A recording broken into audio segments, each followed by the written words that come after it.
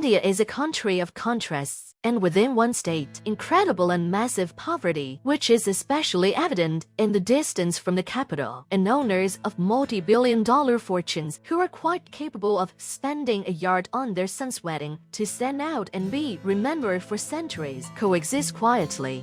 Today I decided to tell you about what all the famous media are buzzing about the most expensive wedding in the world. However, unlike official sources, I am not bound by censorship, so I've got some very interesting backstage details of this wedding celebration for you.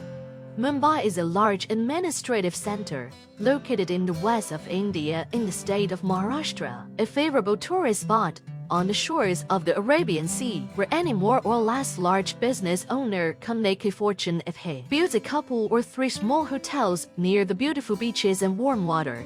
But Mukesh Ambani, father of the groom, Anant Ambani, has made his multi-billion-dollar fortune through a virtual monopoly in the telecommunications market. It is he who supplies internet and cable TV to almost every home. But a refinery in reserve also comes in handy, especially in an era when the Russian Federation has reoriented its major oil supplies to the Asian and Eastern region, and is literally flooding India with oil, making Mukesh's assets skyrocket in recent years. However, Mukesh did not start from nothing, and did not lay the first brick in his business empire. In the early 80s, he only continued the business of his father, Dhirubhai, who started from scratch as he was an ordinary village teacher in his early days. However, it was Mukesh who, having received an excellent education in the West, was the first to realize that the internet was the future and became almost the first cable installer in such an exotic and remote region as India. Thanks to his activities and the right investments, Mukesh became obscenely rich. According to Forbes magazine, as of 2023, all the assets of the Indian billionaire are estimated at $83.4 billion. And, according to the same publication, at the moment, Mukesh ranks 8th in the world among all the rich, so he could well give an unprecedented celebration to the main heir. Also, I would like to remind you that wedding in India is almost the main celebration in life, within which the family should show everything they have achieved. That is why, in terms of local perceptions, Mukesh and Anand make history because they do what no one has ever done before. According to open sources, the last days of the wedding alone is estimated to be $320 million. But these are the last days. That is why many experts, taking into account the fact that the celebrations began about 7 months ago, having counted the cost of gifts and buyouts, estimate the entire celebration in an amount close to $1 billion, which is considered the most adequate assessment of the events. Meanwhile, the events are really large-scale for the marriage of 29-year-old Anand and his bride Radhika merchant in one of the largest cities in India completely stopped the movement of commoners and cordoned off key locations so that a wedding procession felt most comfortable. The guests are packed once in a small cart. One can't help but get the impression that people from all over the world come to walk for free, including former British Prime Ministers Tony Blair and Boris Johnson, eccentric models and showwomen Khloe and Kim Kardashian, actor and wrestler John Cena, singer Nick Jonas, as well as the current Prime Minister of India Narendra Modi.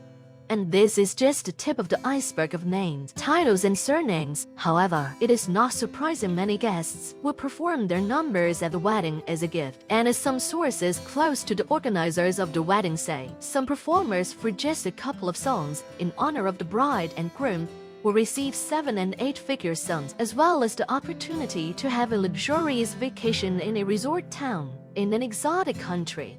Anand and Radhika's wedding is essentially a business too, and the cost of organizing the celebration will pay off very, very soon.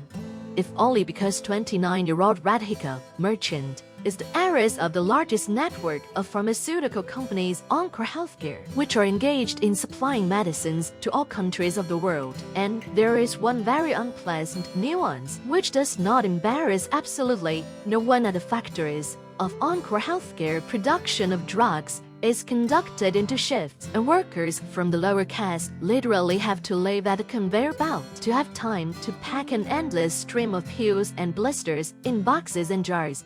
Yes, Mukesh himself is good as in 2002. He literally forced his brother Anil out of the position of vice president of the company after the death of his father. Moreover, at this point, Anil went bankrupt and almost went to jail in 2019 because of his $77 billion debt. It was only then that Mukesh, at the request of his mother, took pity on his brother and paid off his debts to Swedish company Ericsson.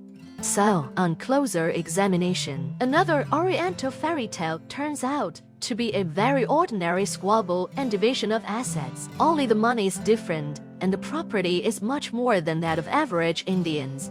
And it is premature to talk about love between Anant and Radhika. This celebration is like the wedding of august persons in the Middle Ages, concluded for the benefit of each party, and since the line "no king can marry for love" has been around since ages, one just has to keep an eye on the developments, because the most expensive wedding can end up in the most expensive divorce.